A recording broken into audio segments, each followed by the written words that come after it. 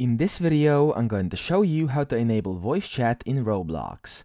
So in order for this to work, you must have a 13 plus Roblox account and of course have a verified ID or a photo, okay?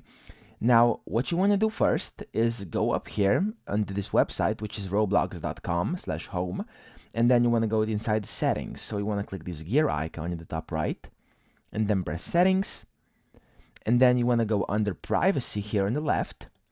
And then what you will see when you have a plus 13 account, my account isn't verified right now, so I don't see this, is over here where it says privacy settings, you will see something like this, okay? It will say beta features, enable voice chat, and it will say enabling voice chat will use your microphone input in voice-enabled experiences.